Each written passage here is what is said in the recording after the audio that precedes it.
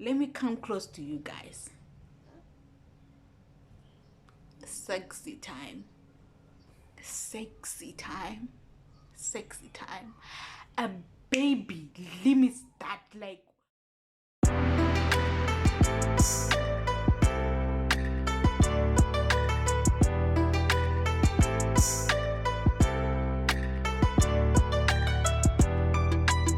hello, welcome back. I'm not sure if this video is going to give you baby fever or baby jitters, but I do hope it gives you baby fever. So the first thing that I'm going to talk about that I've learned since I've become a mom is you have to let go of your sleep deprivation. It's a reality. So ever since I became a new mom, guys, I've said goodbye to quality sleep. You know, that kind of sleep that you feel renewed the following day, that you feel that I've really slept and I've really rested. That goes away when you become a mom. So a trek back to when I became a mom. I became a mom about 6 months ago, and guys, the very first weeks were hell. They were terrible. The bundle would wake up almost every hour to feed, and maybe for I craved sleep. I craved sleep. And during the day I would be so frustrated that I did not get enough sleep. So my mood changed during the days because I would be that person who lacked sleep in her life. And the most sad thing is I had no coping mechanisms. Up to this day, I have no coping mechanisms. I've just gotten accustomed to the fact that I'm now a mom and sleep is no longer a thing for me. Sleep is now luxury. My husband even tried to tell me to sleep during the day or nap when the baby naps. You know, that strategy that you should nap when the baby naps. That doesn't work with me. I'm not that person who can just say I'm napping just like that. And the horrible thing and the horrible part is your partner can't really do anything. And most of these times that you are awake at night tending to your baby, your partner will be fast asleep, enjoying his sleep. He will be, and you can't get mad at him because he is not the one who has the bulb to feed your child. In my case, my child, I breastfeed him. I don't bottle feed him.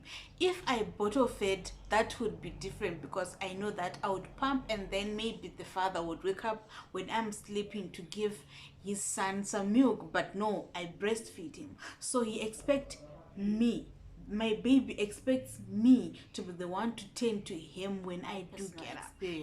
Because if I don't get up, then that means that my child won't be fed. So I have to get up and give him the boob for him to feed. So sleep deprivation has been that one thing that's really affected me since I became. The second thing that I have learned is when it comes to time for yourself, there is no more time for yourself. There is nothing for you anymore. Let's talk about eating. When I became a mom, I started doing eating marathons. You know those food shows that you watch where someone has to eat food in a matter of 2 minutes? 2 minutes is too much for when you become a mom. When I became a mom, I have to eat in less than 10 seconds. Because if the bundle starts crying for me, if the bundle starts craving for my attention, then I have to tend to him. Then I have to look after him. And the other thing is, I'm not sure if this is there in other cultures or in other countries. In the Zimbabwean Shona culture, it is said you do not breastfeed your child while you're eating, because then your child will get used to being breastfed while you're eating. So every time when you start eating, then if the baby was sleeping, he's going to wake up to feed because you're now eating. So I learned the art. Let me call it the art. I learned the art to eat in less than 10 seconds. Chewing is a luxury at this point. Chewing is a luxury. Something applies to taking care of your body, bathing, just general bathing. You cannot take your time bathing. You have to make sure that you go in there, handle your business, and come back before your bundle starts crying. Before this, because most of this time you are alone, and just imagine you are alone in the house and your child starts crying. You have to be fast about it. I've learned to be fast about even showering.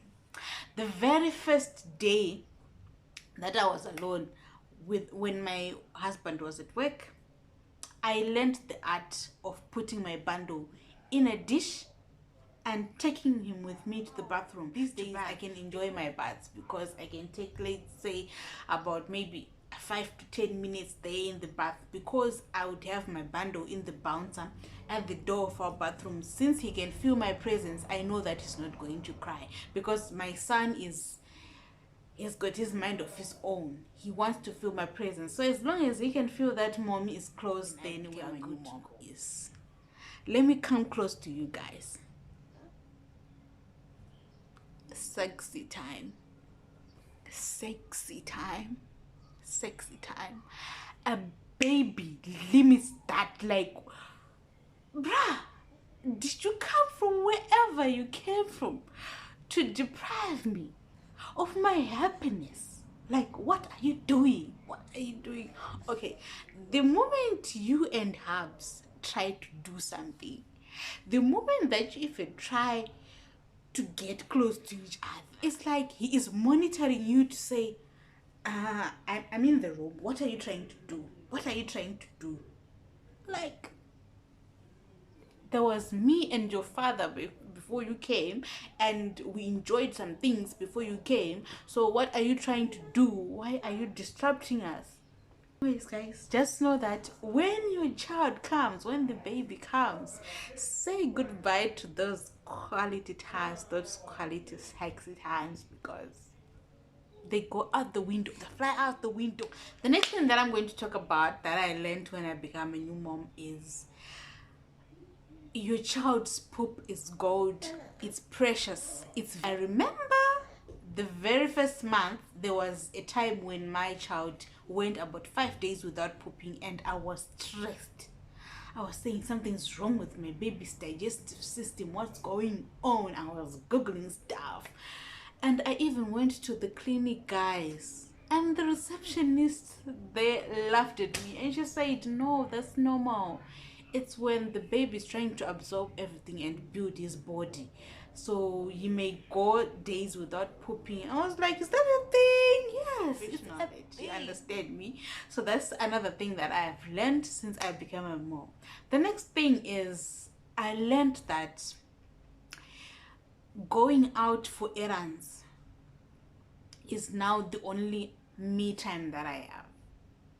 Going out to buy groceries is now the only time that I get time to myself, because whenever I go out these days, he just remains at home with his dad. So that's the only time that I get time to myself, since I became a mom. The next thing that I'm going to talk about is milestones. So I've learned that as a new mom, I cannot compare my baby to other babies to say A and B's son can now sit, why is my own not sitting? A and B's son's tooth is coming out, why is mine not teething it? You see, because your child, as I said earlier, is a different person. They have a mind of their own. They have been created differently, so their milestones will come at their own time. So they will start to sit at their own time. Now my baby can sit, and I'm so happy. I expected him to start rolling before he started sitting, but he started sitting, and then now he's starting to roll. Those are some things that I've learned now, that no, babies take their time. They do these things at their own pace. So that's the other thing that I want you to learn when you do become a mom. that milestones are just something that you have to embrace, that your baby will reach a certain milestone at their own pace. You don't have to compare them to others. Don't have to compare them to others. The other thing that I'm going to talk about is clothes. It's not that I have not been told this. It's not that I was not told. But I was told when it was now too late. Don't buy baby clothes in excess. I'm talking about 0 to 3 months clothes, 3 to 6 months clothes. There is a growth spec which just happens, which you do not expect, which just happens, especially at the 4th month. My baby from 4 months, he started growing, guys. And now I have a suitcase of clothes that he doesn't fit anymore, that he cannot fit into anymore. So you just have to limit the amount of clothes that you buy from 0 to 6 months, because you'll be heartbroken when those clothes don't fit anymore, especially the little shoes. Guys, let me come close to you. If you see those cute little shoes when you go shopping for your baby, look away, close your eyes and look away, because most probably your child is not going to wear them until they start walking, and by the time they start walking, they won't fit anymore, and then that's just money lost. Just buy according to stages, so that you don't go off budget with little baby items that you would have to set aside later on. Please, please, please, please, please. The other thing that I'm going to talk about is feeding. So what happened is my child is more responsive to the breast milk, but then my breast milk supply is not up to per some days. So I then improvised and said, let me start feeding him cereal before the 6-month mark. So that is because I know that my breast milk might not be enough for him, so I have to supplement with cereal, right? I know some might come to me in the comment section saying babies take solids from 6 months. I know, but I did what was best for my son. The last thing that I want to talk about is emotions. Since I became a mom, my emotions have been all over the place. Being overwhelmed, being sad, it's a lot of feelings, a lot of emotions that you feel when you do become a mom, and you need a strong support system. You need a support structure. My husband has been that for me. My mom-in-law, they've been that for me. A supporting system that keeps you sane when you feel like you are now going crazy because of these emotions that you're going through. But at the end of the day, you are going to be okay. You're going to be just fine. I am okay. 6 months down the line, I am doing well. I'm doing great. So that's all I wanted to share with you in today's video, guys. I'm not sure, as I said earlier, I don't want this video to give you baby jitters. I want you to have baby fever, because this motherhood journey is fun. I want you to join us this side. It's so challenging and beautiful at the same time. So please, you're welcome. You are welcome. So that is it for today's video, guys. I hope you enjoyed today's video. I hope you enjoyed this sit down video, and thank you so much for watching. Thank you for subscribing. If you have subscribed, if you've not subscribed, what are you trying to do? Don't forget to engage with me and this video by dropping a comment in the comment section down below. Also drop your experiences, and also share this video to your friends, to your loved ones, and I'll see you in the next video. From me to you, love and light. Bye.